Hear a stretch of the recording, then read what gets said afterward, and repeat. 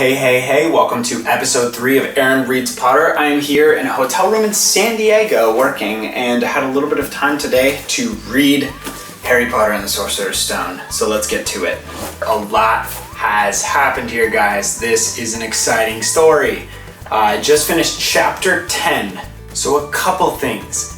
In the first episode, I mentioned that I had read one sentence of Harry Potter in the past, and I found that sentence. It's when Hagrid comes in and he gives Harry his birthday cake. It was birthday cake. I'm not crazy. I remember that from 3rd grade.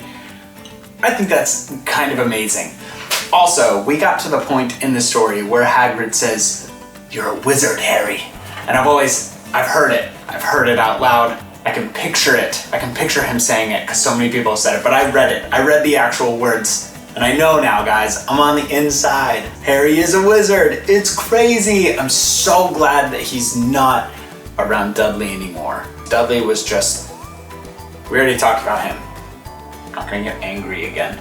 So Harry shows up at Hogwarts, and everybody's jealous of him because he's this famous wizard, and I get it. 3rd grade me relates. Like, you want to be that famous person, but you're also jealous of anyone that's better at anything. These are relatable themes, guys. Maybe not quite so much now.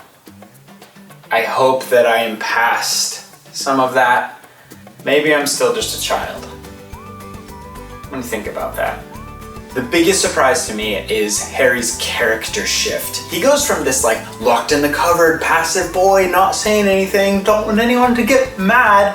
Now he's giving sass to Draco Malfoy, which, by the way, I know who Draco Malfoy is now. To you people that called me Draco in 5th grade, yeah, f*** you too.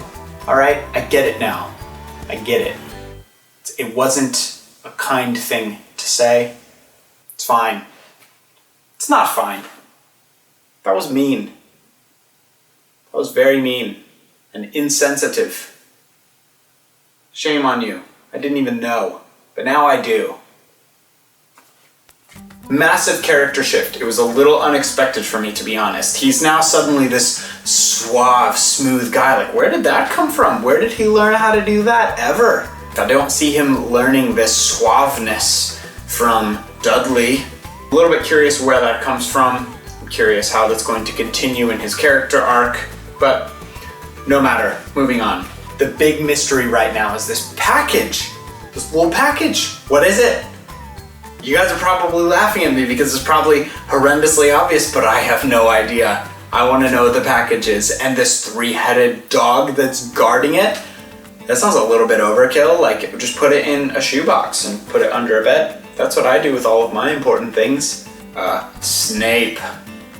Bad boy. That's all I have to say about Snape. I'm also really curious, as J.K. Rowling is coming up with this plot line, coming up with all these little characters and their histories, and does she know what she's talking about?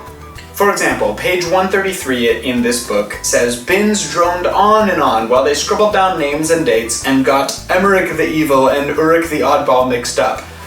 Bullshit if she actually knows who those two people are and what their backstories are. Come on.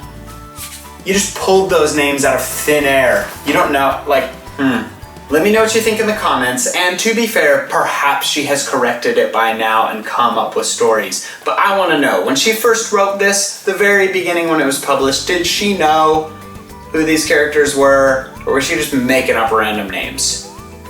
I think she was making up random names. I'm very glad to see that Ron, Hermione, and Harry have all forgiven one another, that they're getting along. This is very good. I wanted them. I was rooting for them the whole time, so I'm glad that they're friends now. Coming up, my predictions. This chapter is titled Quidditch. I'll bet you it's about Quidditch. This is gonna be good. I foresee there being some conflict. They're not gonna be happy about Harry being on the team. Not at all. Especially Draco. Draco's gonna probably raise some hell here. So that's all my reflections, that's all my predictions for now. What I've decided to do is over the next couple days, I'm gonna read the next few chapters, and then on Friday, I'm going to live stream chapter 17, The Man with Two Faces, the last chapter in the Sorcerer's Stone. I'm gonna live stream me reading that on Facebook. I'll put it on YouTube after that. If you're all reading along, pick up the book, read the last chapter along with me. It'll be fun. We can have wine and cheese, maybe some Harry Potter background music. It'll be delightful. So please join me on Friday. So I'll put the link to my Facebook in the description. Check it out. I'll post something letting you know what time it's going to be on Friday. It'll probably be sometime in the later afternoon, early evening, around dinner time, so I can sit down with you guys and let's go through this together so that we can finish off this wonderful first installment in the Harry Potter series. Thank you guys for going on this journey with me. I've been really excited to have the feedback, you guys posting things on my Facebook, you guys sending me messages. It's been really wonderful to do this along with you. I don't feel alone anymore. It's great. Thank you for your continued community and your support. And let's get this one done and get on with the story. So exciting.